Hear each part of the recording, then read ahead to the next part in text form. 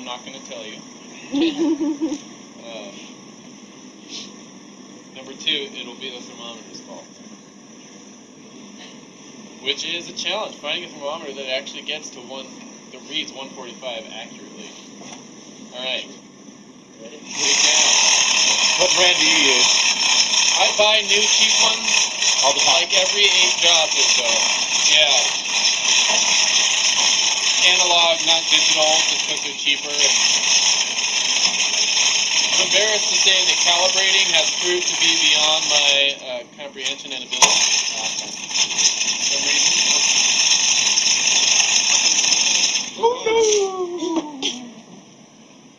That's half the pig. Start. Timer is started. Now we got to dance with the pig. Because parts of him are resting against the barrel, and those parts are not going to get scalded.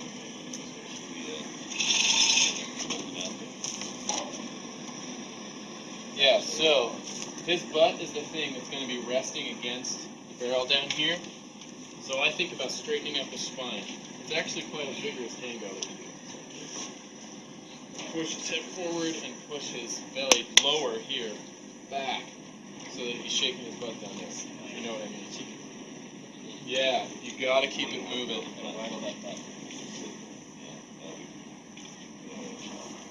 It's only if you take away the present. You guys should do this.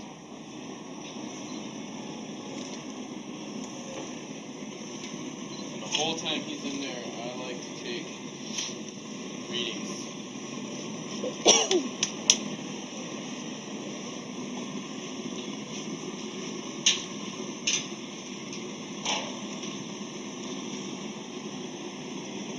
Because with this burner, we can adjust it within the 5 minutes if we need to. It's perfect right now. A year ago, if you had asked me the 10,000 things I might be doing on this day, This was not one of them, Derek. Dancing with the pig.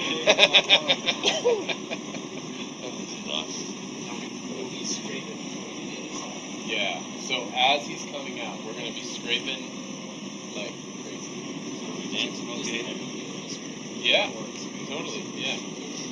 Yeah. Have you found, what do you like, is there like the magic number for 5 minutes. how many helpers you want doing this? I know that Yeah. harvesting chickens, you kind of get to the point where everybody has a station and Yeah. you can really get through them pretty quickly. Yeah. I mean, is there a magic number with a hog like this? Yeah, I think usually it's 2. Okay. What you'll see as we scrape, you can really only fit 3 people around the pig as we're scraping, and then we start scraping each other's fingers. Okay, yeah, I realized I didn't want to do this alone. Yeah, Yeah. but it also depends on how much you want to harvest. You know, if you want to get really ambitious and clean intestines for sausage casings and get head cheese started right away, and you actually want to try to eat the whole entire animal, then you can't have that.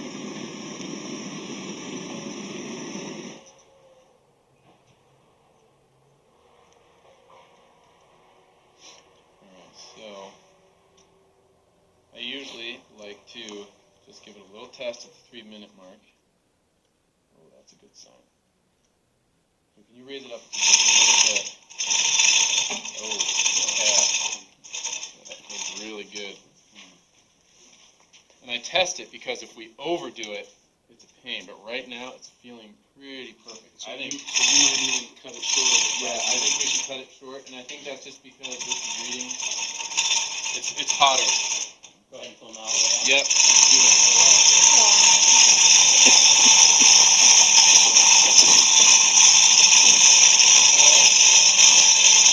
This is a hog scraper. It does one thing. And the faster we do this, the better. Don't worry about hurting the pig. Don't be gentle. We need to get it all off as possible. That high enough, I went up a little higher. Oh, you can go a little higher so the teeth come out. And we're going to get everything, all the way down to the toes. We'll be able to shave hair off. The main thing we're looking at getting is that pigmented black layer of skin with the scrapers. It's called the scurf. And that's what tastes nasty. It's cool. Oh, that's a... That is so fast. Yeah, and if your arms get tired, pass it on. And sometimes, your hands even work really well just to pull it off. Yeah, and I use the edge of the scraper. Don't worry about cutting the pig with the scraper. We didn't scald it too long, so the skin's really tough. You're not going to puncture it or cut it. What's the tool called? Hog scraper. Get that on Amazon or? Yeah, all the way down to the nail, and then we're going to pop the nail off. Yeah. We'll even clean the tail. You can just grab it and go out. Oh, wow. Look at that.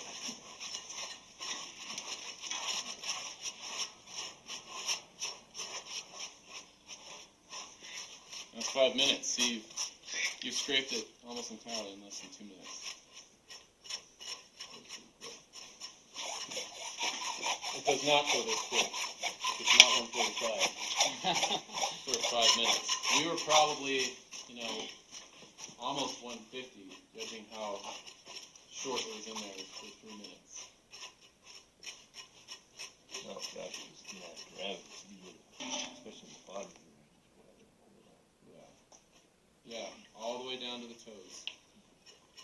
And then in addition to the hog scraper, we've got the nail puller. It also does one thing. This is for pigs with 2 toes. But, I think it'll work fine. They don't sell them for one. Yeah. So a few rogue hairs, are we going to burn those off, or We're we're going to gonna try to shave pull them them. off? Shave them. I avoid burning because I always taste burnt hair later Hair's on. not a good flavor. No. Or a good smell, really. No. So I just, even if it leaves, follicles in the skin, it doesn't matter. It's better than burnt hair.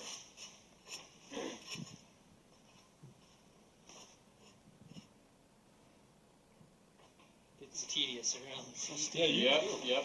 you want this to...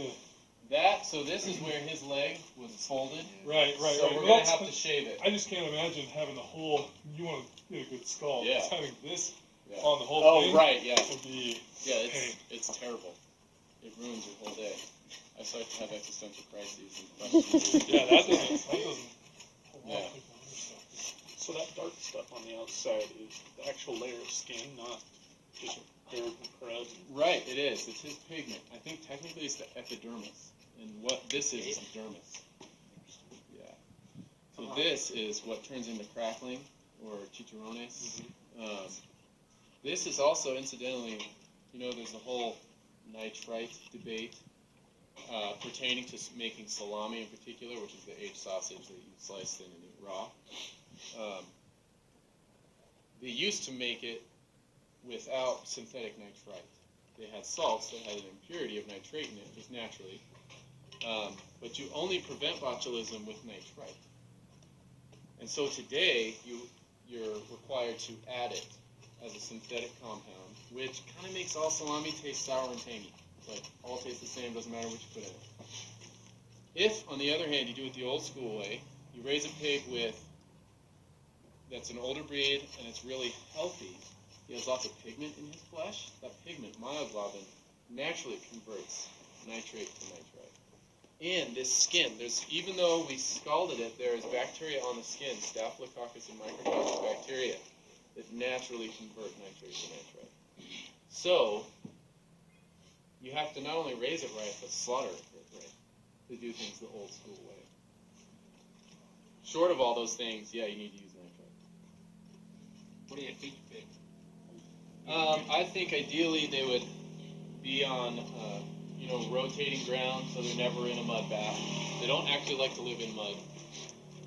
And then I prefer any grain that's not corn and soy based, because corn and soy has lots of unsaturated fat, which means the pig flesh is floppy and it oxidizes and it spoils quicker and it doesn't taste as good. And so other grains would be like wheat, barley, fodder peas are really good. What about alfalfa? Half Yeah. of what we feed our pigs is just alfalfa hay. I think that's great. Yeah, alfalfa's Okay. great.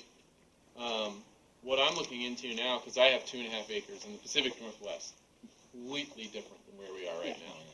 And I can't afford to buy organic grain, as good as it is, for pigs that I raise. It's just so not possible. And so I want to sprout grains, which is this. All grains used to be sprouted just because of the way they were stored, but now they're not. And so I'm going to start a fodder system where I sprout barley, and you get sheets of turf that is, grass, root, and the barley. And they can metabolize like 80% of it. Whereas, with like a hog mash, even a good organic one, they're pooping out about 80%. And it multiplies the nutrient content of the barley by 7 times, including the protein. It's incredible. So I think for small scale, well, even large scale people are doing it now. That's a great way to go, because just raw barley is cheap. It's easy to get.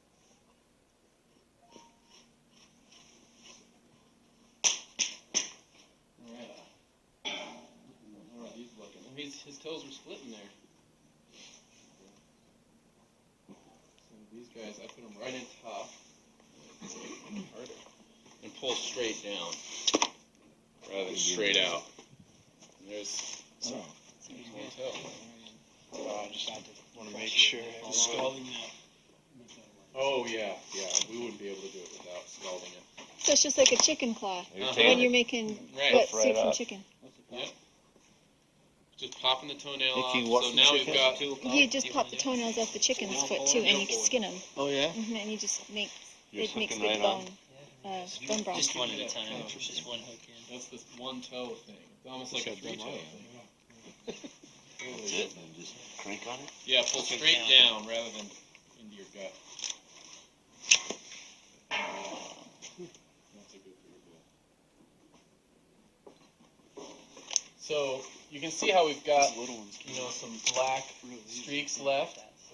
It's not necessary to get it off, but it's kind of rewarding. And the best way to get it off is with a Scotch-Brite sponge. Wow. You just keep it wet and you scrub it, and you can get him totally, completely white. Oh, that's black. The green scrubby? Yeah, with the green side. It's not essential, but it is really cool to get a black pig absolutely white. All right, so then I've got the knives here for shaving, and what we'll do, I put a pretty acute edge on these, so they work best when you hold them like this, not straight up. Hold them down like that. And you can, when you have it at that acute of an angle, you can actually kind of press pretty hard without cutting into the meat. Just doing that won't work as well at all. So we'll shave everything. Oh, beautiful. Yeah. Real acute angle. And you can actually press pretty hard when it's that acute, without worrying about... I just don't shave.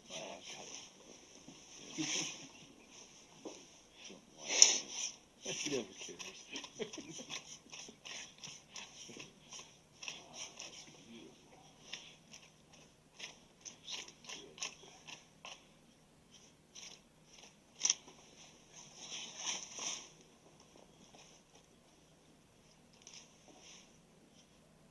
It's so weird. It is like a third toe, actually.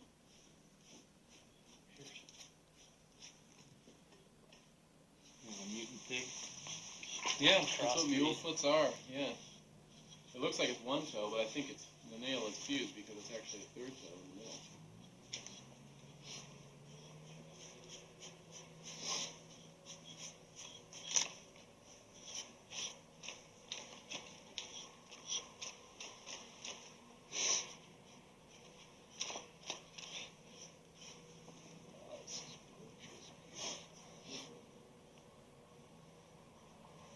What is this pig at? Another platform.